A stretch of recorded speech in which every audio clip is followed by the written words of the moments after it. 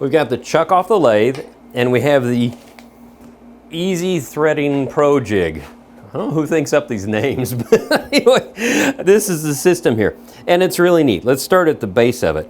This is the shaft. You can get one that fits your lathe, and it comes with this locking collet ring, which is really nice because once you lock that in there, you can loosen this, and it's at the right height all the time, because there's a point where you're going to want to spin this out to check your thread fitting. And then I'm just lining it up kind of straight with the banjo of the lathe, so when I lock it down, I've got a nice reference. It's not a big thing. The cool thing about this is this rod right here is for a 12 TPI thread, and the 12 TPI thread is this nice tight one. Now, they also sell larger threads and smaller threads, so I think you can go to 20, I think you can go down to 8 or 10. And the nice thing about, on a project like this, when they sent me the evaluation unit, I wasn't thinking about it. I should have asked for like an 8 TPI or a 10 TPI, because then you have big honking threads on here, and visually that would be neat, because if you look down here, that's 8 TPI right there, and that's the thread diameter that is on my chuck. So isn't that cool? So see, that thread's on there and holds it. But you can see how those big threads are kind of decorative looking, kind of nice. Now, once this is in here, you can see as I spin this, it starts to advance forward. Well, that's the way you advance this into a cutter, which is going to ride in the headstock of the lathe. The other adjustments you have, this loosens this, so you can turn this knob over here, and this knob has indicators on it. So they tell you how many indicators to turn to advance this that way into the cutting mechanism, so you can make the thread depth right. Because the trickiest thing about doing a threaded system is you want to make sure the threads are tight, but not too tight that you can't thread and unthread the piece that you made, or if they're so loose that the piece is a little bit wobbly. Because here's a test piece that I did in maple, and you see it's a little bit wobbly because I didn't measure this accurately and I made the threads too deep. The other thing is, this is made of maple, and it might be hard to see, but see all the pecking and little breaks in the grain there? Hard maple's not hard enough for making threads. Ebony, cocobolo, hard oily woods like that are perfect for doing threads. If you want to do something in maple like that, you might want to put a lot of super glue on it just to make it strong. Anyway, I'm going to take a breath here. Now this is a collet. Pulls down, you see the slots there, right there. So I got a 3/8 inch threaded rod. It goes in here. They provide you that. And it goes in there like so. And what is that holding? It's holding this. This is the thing that makes everything work.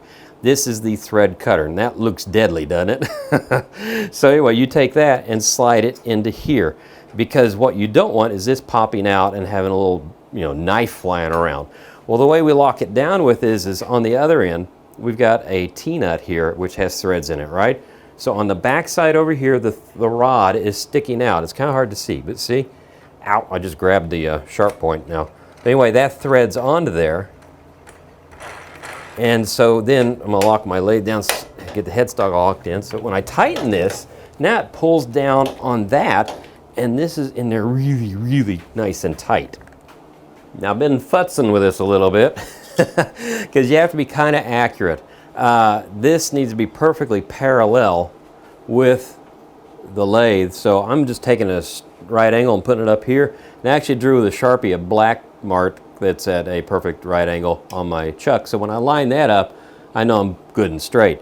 The other thing is on the inside here, I have the cutter just resting on the inside of the wood, and that is my first gauge depth. So what I do is I come over here then, and I feed this back, so it's away from, the cutter's away from the wood now, and it says in the instructions I need to go 8 increments here. So that's 1, 2, 3, 4, 5, 6, 7, 8. And what it's doing is it's pushing this way.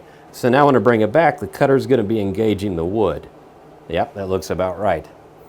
What they do recommend is that you, here we go, that you put the speed up as high as you can when you do this.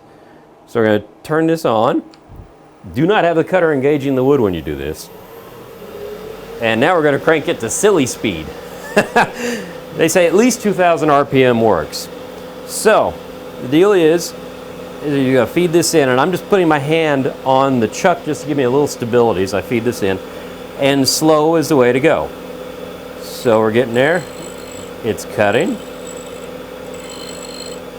And the deal is that you want to take a little wood off at a time. So if I find out that this isn't cut as deeply as I need it, I just simply back it off, do a couple more screw movements on there, and I have a better thread. And how do I know if I haven't gone deeply enough?